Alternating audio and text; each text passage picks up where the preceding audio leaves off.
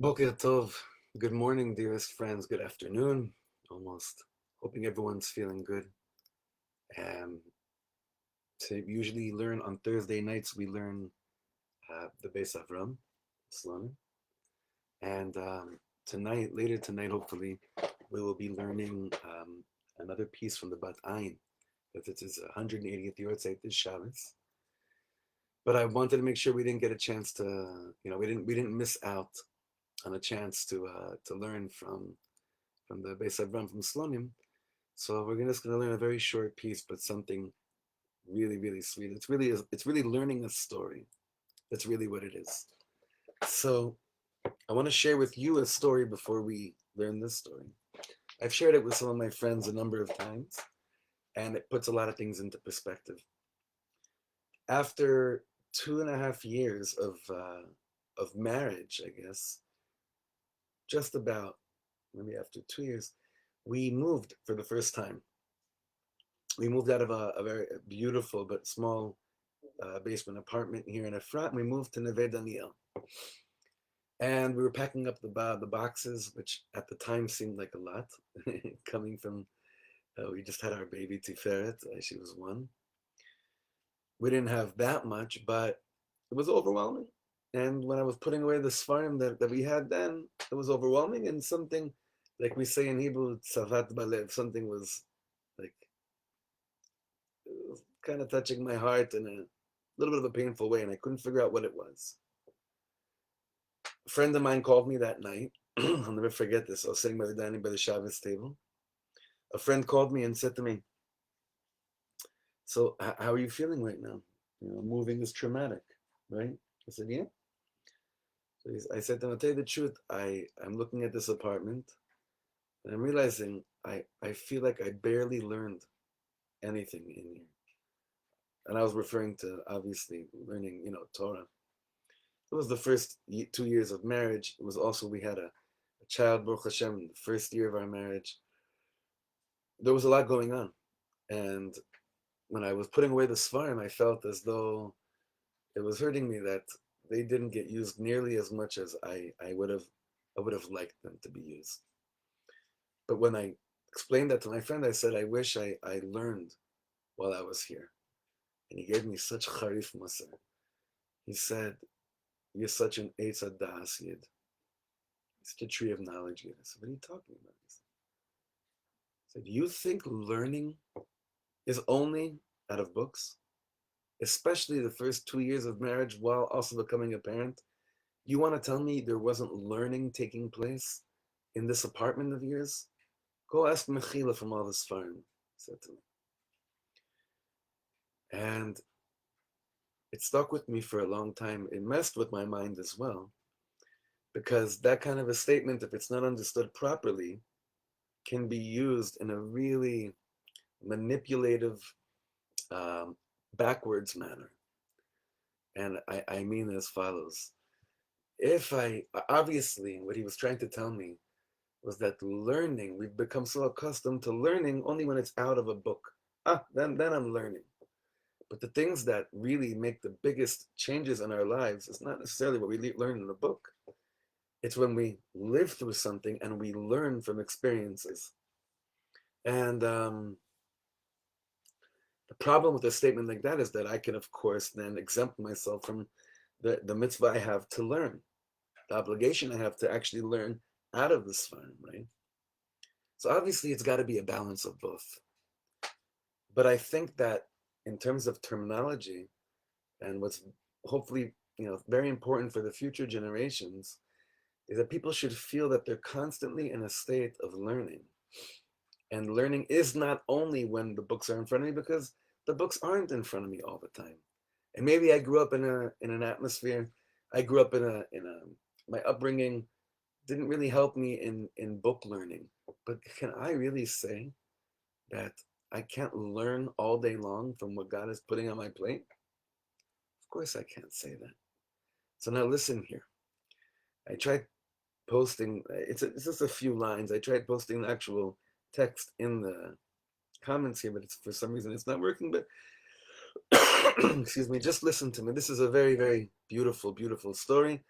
And it's really a continuation of what we just said. The granddad, the grandfather of the Slonim dynasty was the Lechovitcher. It's important to remember this name, the Lechovitcher. There was Reb Motel of Lechovich, and I think his son was Reb Noach of Lechovich. So this story is about the Lechovitcher Rebbe on Parshas Vayetse. One year came, this is probably about 150, 160 years ago, maybe even more. The Lechovitcher Rebbe did not say any Torah on Parshas Vayetse. Not Friday night, not Shabbos morning, not at the meals, not at Shabbos, which generally is the time when the Rebbes would, if they didn't speak up until that point on Shabbos, Shabbos is known, that's when, all the gates are open. I spent a few Shabbosim by one of the Biala Rebbes, and I remember he didn't really say he didn't say Torah all Shabbos. Then came Shabbos, and he took out, I remember he was teaching the Yismach Yisrael, the Alexander, and he just let it go for a long, long time, way beyond the 3-star ending of Shabbos. But this Shabbos, so the Rebbes were very big on Shabbos Torah, right? But this Rebbe comes Vayetse, he didn't end up saying any Torah, but he had one of his Chassidim, his name was Reb Shalom the Laker, it says. And he asked him, Rebbe, what's pshat? Why didn't the Rebbe say any Torah this Shabbos? We missed it so much. We missed learning with you so much over Shabbos. How come the Rebbe didn't say anything? Listen to this answer.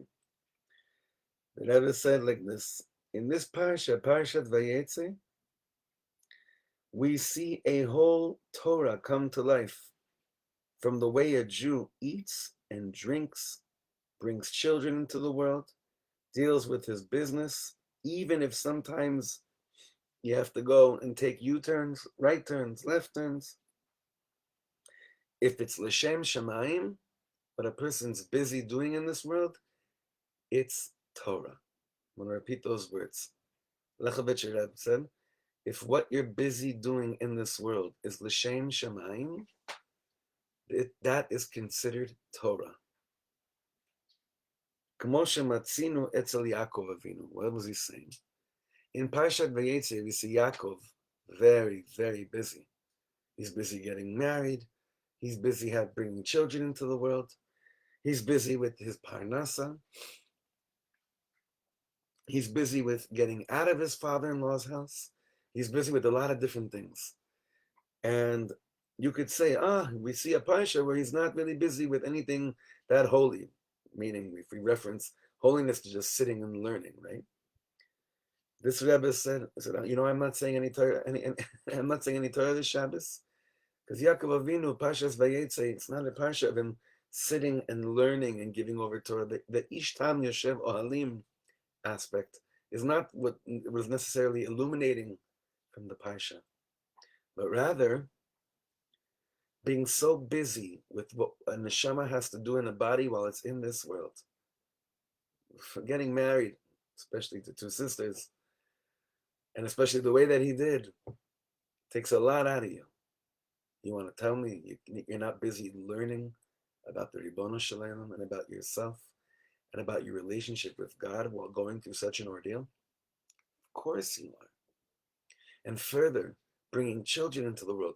Yeah, so you're not sitting with your Mishnayos like you used to. You're not getting through all of your Tehillim like you used to, but you're sitting with your baby for hours. You're not learning about God. You're not learning Torah. You're busy, you're out there trying to earn a living so that your children can eat and that your family can have whatever they need. That's not learning about God and his talents that he gave you. Of course it is. So when the Lechovitcher Rebbe didn't say Torah on Shabbos Vayetse, it's not because he had nothing to say. But his not saying Torah was the greatest Torah he could have said during Parshas Vayetse. The Shabbos where Yaakov is busy with what we call Tirdot Olam Hazeh, what you have to go through in this world.